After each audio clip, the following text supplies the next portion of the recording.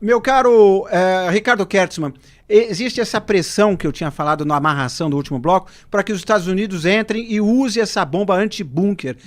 Sabe-se que existe uma intenção até do Trump de participar, só que isso seria contra, inclusive, muita gente da base eleitoral dele, que o elegeu dizendo que os Estados Unidos não ia entrar em guerra, porque Obama estava em guerra, o Biden estava em guerra, enfim, eles não querem mais guerra. Qual seria o impacto para os Estados Unidos se eles resolverem, ainda que pontualmente, entrarem nessa guerra? Bom, essa aí não é nem a pergunta de US$ 1 milhão, né? A pergunta é de US$ 1 bilhão, Inácio. E talvez isso seja efetivamente levado em conta também. Essa bomba que você está se referindo, né?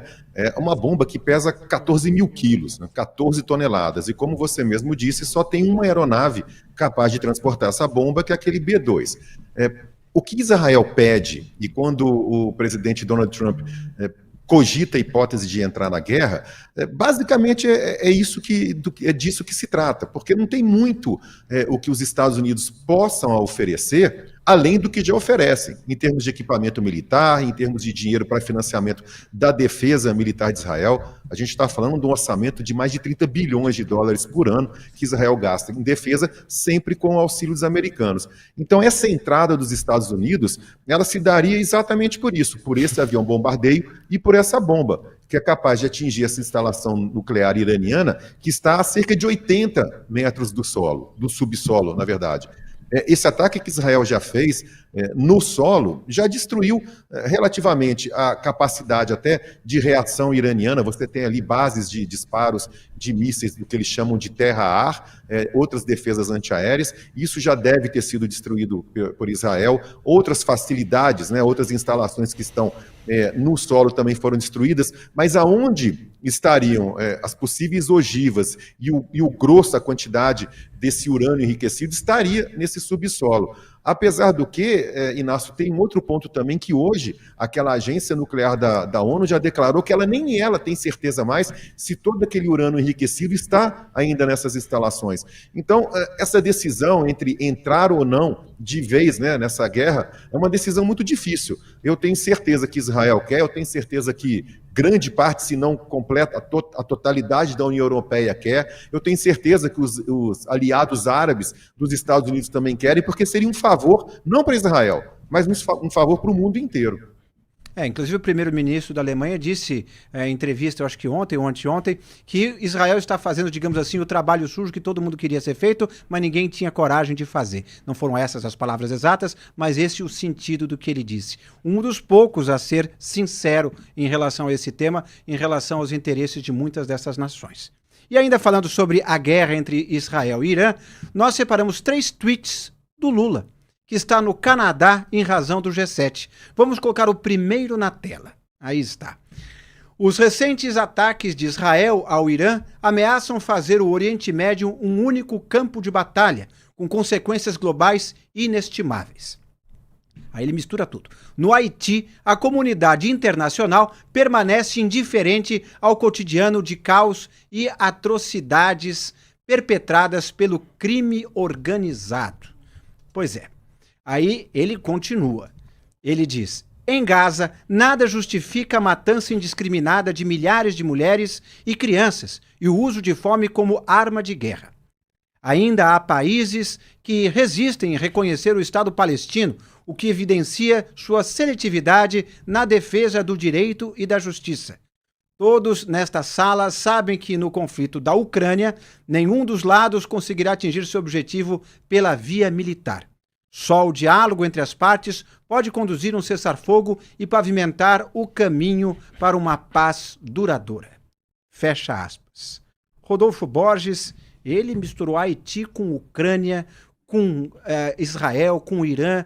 É bastante interessante. Inclusive, algumas pessoas dizem que foram falsas equivalências. Qual a sua análise dessa citação de Lula no G7? Ele botou o Haiti aí no meio também, porque ele queria dar esse verniz de que é a ONU que tem que resolver as coisas e tal, mas assim,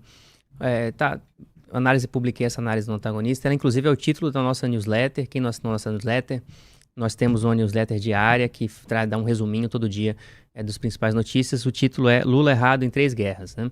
E aí eu exponho, analiso cada um dessas mensagens aí, cada um dos comentários que o Lula fez sobre cada uma dos conflitos, né? E eu estava até lendo aqui o pessoal dizendo, mas ele tá defendendo o fim. Ele não está defendendo o fim da guerra, né? O Lula está defendendo um lado, sempre. E ele está nos três conflitos, ele está do lado errado, né? Não dá para dizer que o diálogo que vai resolver a guerra entre a Ucrânia e a Rússia. O que vai resolver a guerra entre a Ucrânia e a Rússia é a Rússia deixar o território ucraniano ou a Ucrânia se render à invasão russa. A Ucrânia participou de negociações. Os russos não participam de negociações. Então não faz sentido um líder mundial dizer isso que ele está dizendo. Da mesma forma, em Gaza, de fato, tem civis palestinos que morreram por conta da reação israelense ao atentado terrorista de 7 de outubro de 2023. Tem. Por quê? Porque os terroristas do Hamas usam esses civis como escudo. Assim, o Lula nunca admitiu isso. E ele usa esse subterfúgio do Hamas exatamente para machucar Israel no discurso. No caso do Irã, é a mesma coisa. Dizer que Israel começou isso aí quando os alvos que Israel está mirando, nos quais eles estão mirando, são alvos militares de um regime que ameaça há anos, há décadas, limpar Israel do mapa, não é contar a história de verdade. Então, assim, ele errou sobre as 3 guerras e ao mesmo tempo que ele faz isso, ele faz um discurso aqui no Brasil de defesa da democracia que não faz sentido diante dos valores que ele projeta ao tratar, assim, os conflitos que estão ocorrendo agora no mundo. Ricardo Kertzmann. Bom, muito brevemente, né? Ele, mais uma vez, condena indevidamente Israel, o que não é surpresa nenhuma. Mais uma vez, ele se omite de dizer o que o Hamas que é um grupo terrorista, que também não é surpresa para ninguém.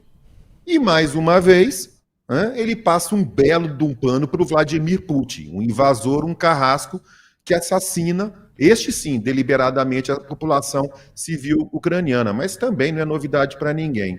Inácio, hoje mais cedo, durante o almoço, eu ouvi de uma pessoa, e essa pessoa até não tem viés ideológico, ela não falou por mal, mas a pergunta chega a ser estúpida, mas a pergunta dela é assim, por que Israel pode ter uma bomba atômica e o Irã não pode?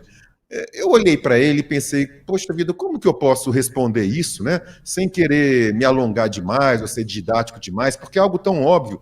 E me veio à mente mais ou menos a seguinte figura de linguagem, que foi a que eu usei com ele. Eu perguntei para ele assim, você acha correto o exército brasileiro ter armas, ter tanques, ter fuzis, metralhadora? Acho. Você acha que seria correto permitir o acesso a esse armamento ao PCC, por exemplo? Eu falei assim, claro que não. Foi por ser a mesma coisa, né? Não dá para você destinar determinados tipos de armamento para um Estado que sabidamente e declaradamente é um Estado que fomenta o terrorismo e que quer aniquilar outros países. Não é só Israel, não. Porque o Irã chama os Estados Unidos de grande Satã e se tiver um míssil balístico com capacidade de atingir os Estados Unidos como a ogiva nuclear, eu duvido, né? Aliás, eu não duvido que seria utilizado. De fato, de fato. Inclusive hoje mais cedo, no meio-dia em Brasília, que eu apresentei ao lado do Wilson Lima, o Alexandre Borges trouxe uma figura bem interessante. É a mesma coisa de dizer, poxa, por que um serial killer pode ter uma faca e por que um chefe de cozinha pode ter uma faca e um serial killer não pode? Onde já se viu? Essa foi a imagem que o Alexandre Borges trouxe. Produção, a gente tem quanto tempo ainda? Então a gente já está terminando, o nosso programa. Eu quero agradecer a todos que estão nos assistindo. Por quê? Porque amanhã estamos de volta aqui, amanhã é feriado, mas a gente está trabalhando como todos os dias. E a gente também tem um convite para vocês para assistir o Meio-Dia em Brasília, um programa que eu tenho o prazer de apresentar todos os dias, ao meio-dia, pontualmente, aqui na TV BMC e também no nosso portal O Antagonista, dentro do YouTube. Se você já não deixou o seu like, dá tempo de deixar o seu like no nosso programa de hoje e também nos outros programas que a gente tem na nossa programação. E vamos ver o que disse a enquete que nós lançamos no começo do programa. Qual a sua expectativa para a CPMI do INSS? 70% acha que vai terminar em pizza para todo mundo. Olha que desalento. 20% acha que o governo Lula vai conseguir empurrar a culpa para o governo Bolsonaro, onde a coisa começou, embora tenha sido no Lula que a coisa cresceu exponencialmente, geometricamente. E 10% acha que a oposição vai conseguir dominar a narrativa e mostrar que o governo Lula tem um teto de vidro maior do que o deles.